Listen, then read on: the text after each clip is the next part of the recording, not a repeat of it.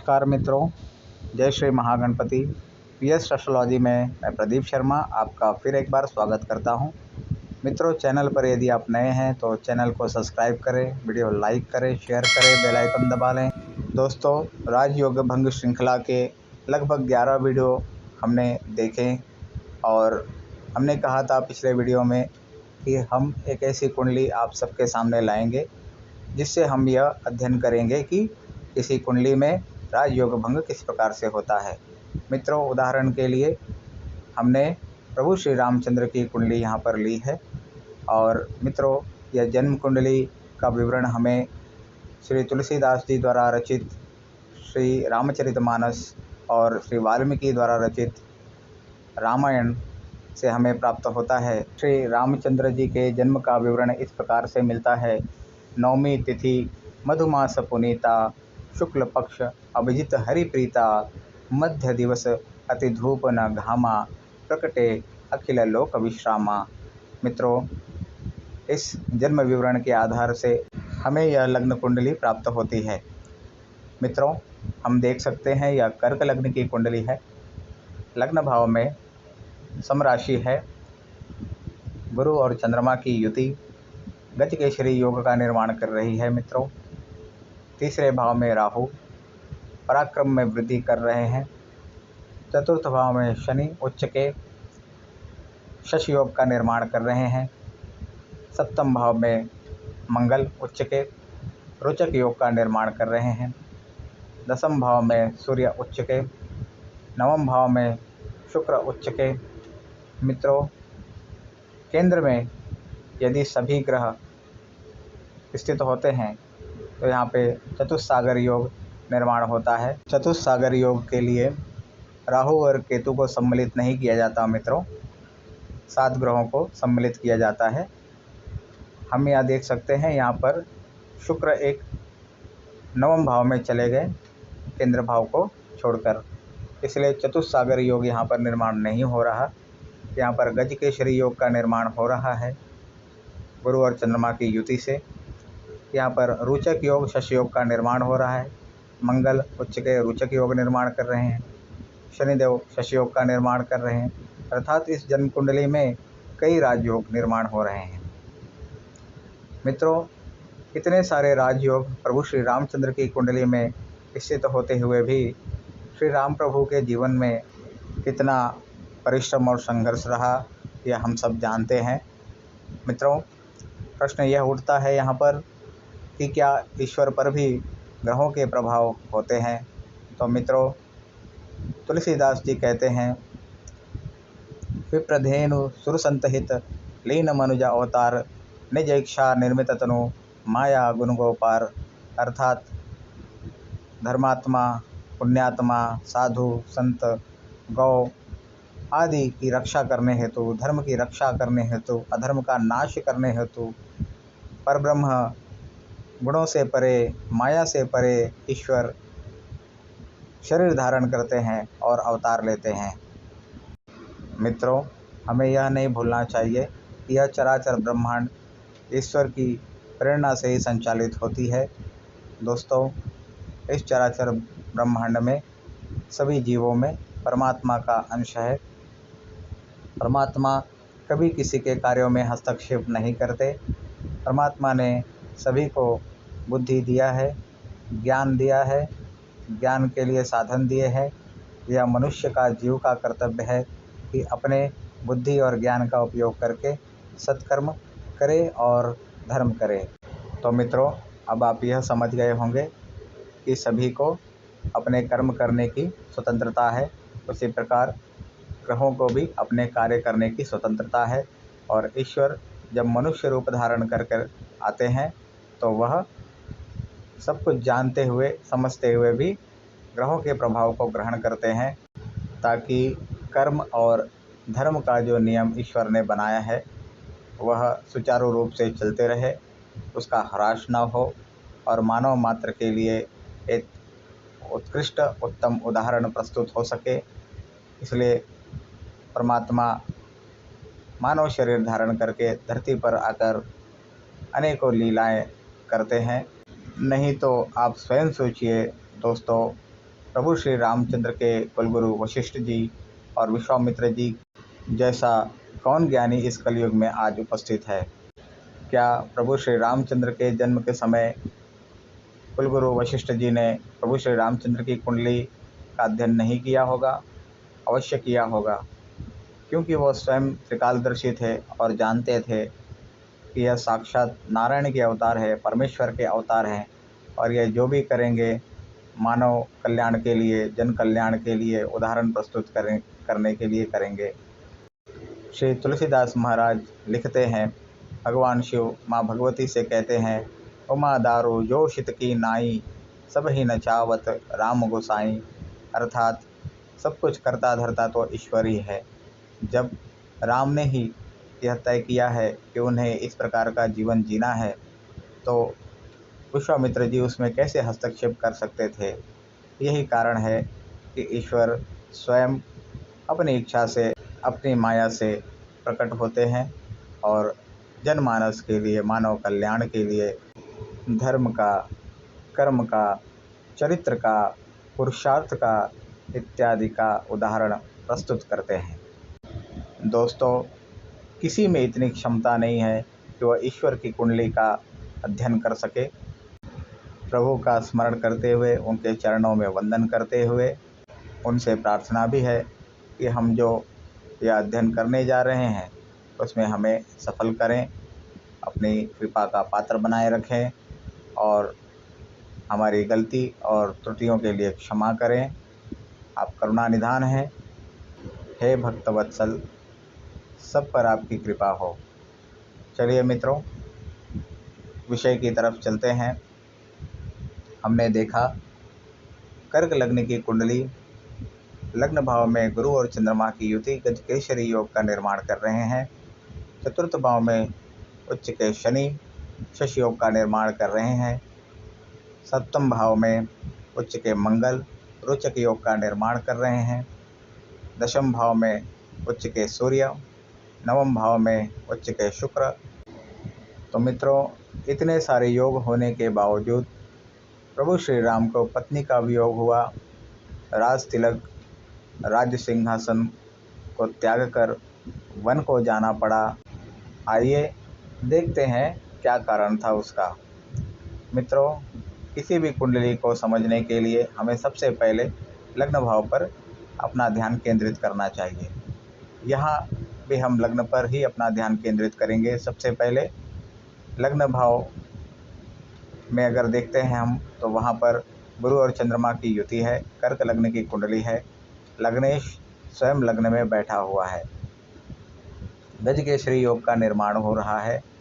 दोस्तों, अब हमें यह देखना है कि लग्न भाव पर कौन कौन से ग्रहों की दृष्टि है। हम यह देख पा रहे हैं, सप्तम भाव से उच्च के मंगल की दृष्टि लग्न भाव पर पड़ रही है। शनिदेव चतुर्थ भाव में उच्च के स्थित हैं, उनकी दशम दृष्टि लग्न भाव पर पड़ रही है। नवम भाव से मीन राशि में स्थित केतु की पंचम दृष्टि लग्न भाव पर पड़ रही है। मित्रों, जब किसी भाव पर दो या दो से अधिक पापी व क्रूर ग्रहों की दृष्टि हो तो मित्रों वह भाव पीड़ित हो जाता है। यहाँ पर लग्न भाव पीड़ित हुआ, लग्नेश स्वयं केंद्र में स्थित है, सो लग्नेश भी पीड़ित हुआ।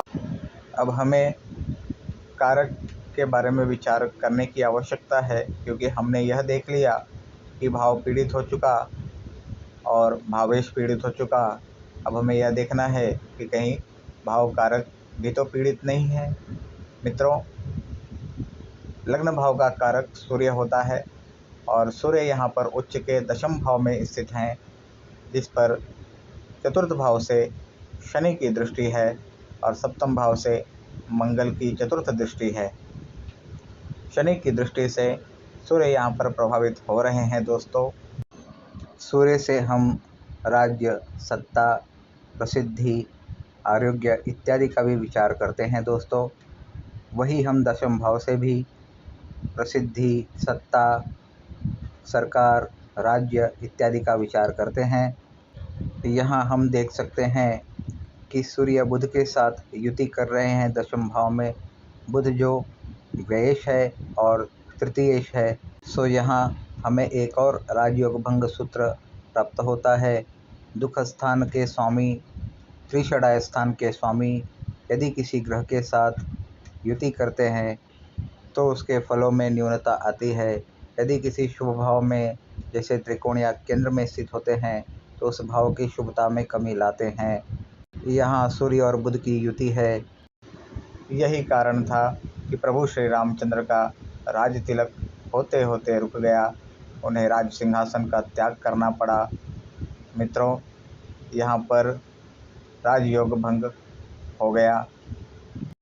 अब हम दूसरी बात पर विचार करते हैं, प्रभु श्री रामचंद्र के दाम्पत्य जीवन की।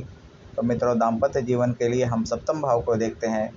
सप्तम भाव का स्वामी शनि है, क्योंकि मकर राशि है सप्तम भाव में और शनिदेव चतुर्थ भाव में स्थित हैं। सप्तम भाव की स्थिति क्या है मित्रों, हमें यह समझना होगा।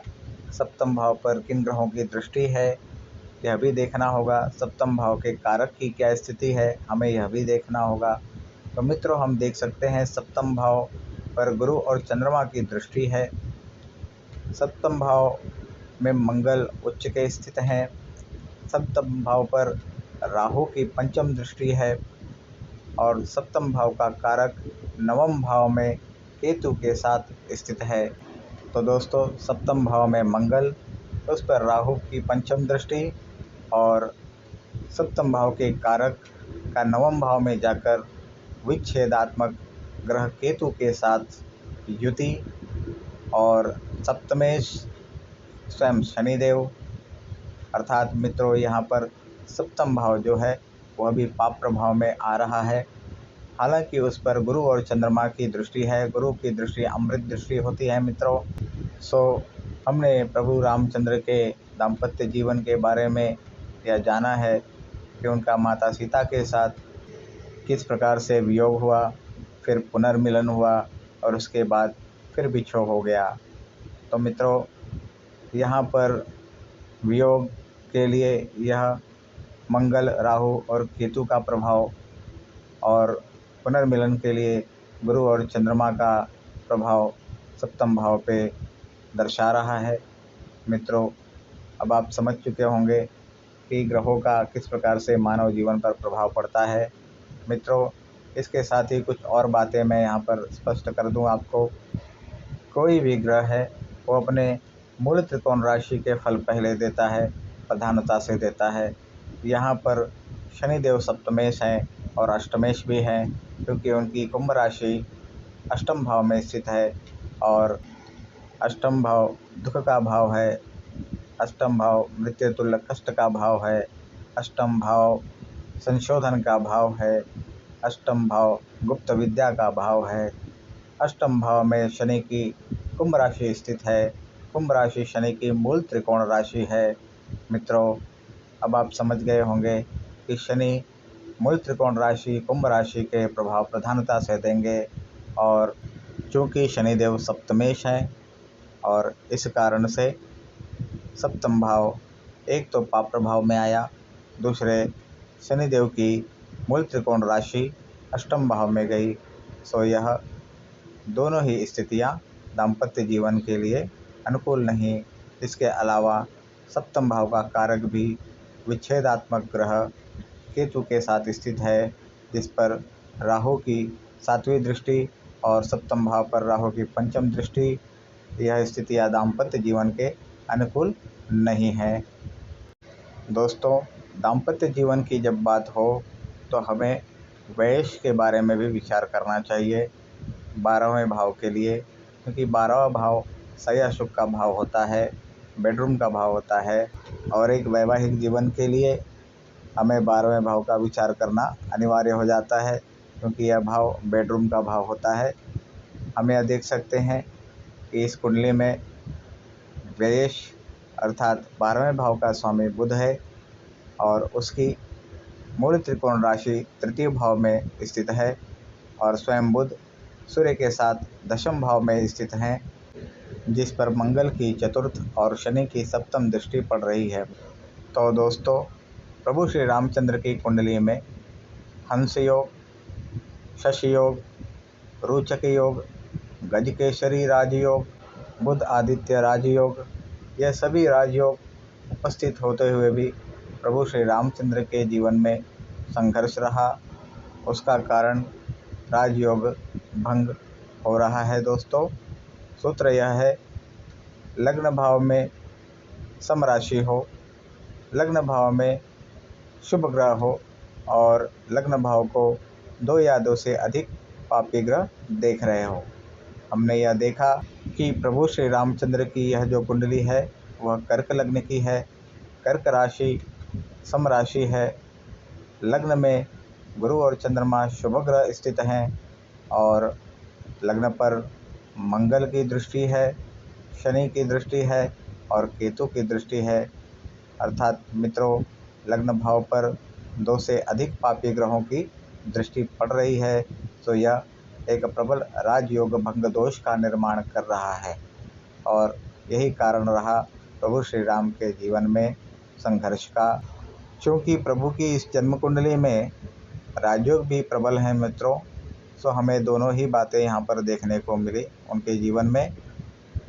जैसे कि उनका राज्याभिषेक हुआ, वह पुनः राजा भी बने, पत्नी से पुनर्मिलन भी हुआ, प्रजा का प्रेम, प्रजा का विश्वास सदैव बना रहा, गुरुजनों, साधु संतों, महात्माओं का आशीर्वाद सदा बना रहा और एक चक्रवर्ती, सम्राट, विख्यात, प्रसिद्ध राजा के रूप में प्रभु ने राज्य किया और राम राज्य की स्थापना की।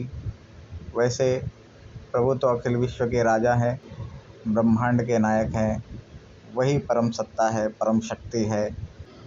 हमने मात्र अध्ययन के लिए प्रभु श्री रामचंद्र की कुंडली का उदाहरण लिया। ईश्वर हमारे दृष्टता के लिए, हमारे त्रुटियों के लिए हमें क्षमा करें और हम उन्हीं की संतान हैं। हमें अपना तुच्छ भक्त समझकर हमारी सभी गलतियों को क्षमा कर हम पर अपना स्नेह और आशीर्वाद सदैव बनाए रखें। इसी के साथ मित्रों, वीडियो को यहीं पर विराम देते हैं। जय श्री राम, जय श्री महागणपति। मिलते हैं अगली वीडियो में एक नए विषय वस्तु के साथ। तब तक के लिए जय श्री राम, जय श्री महागणपति।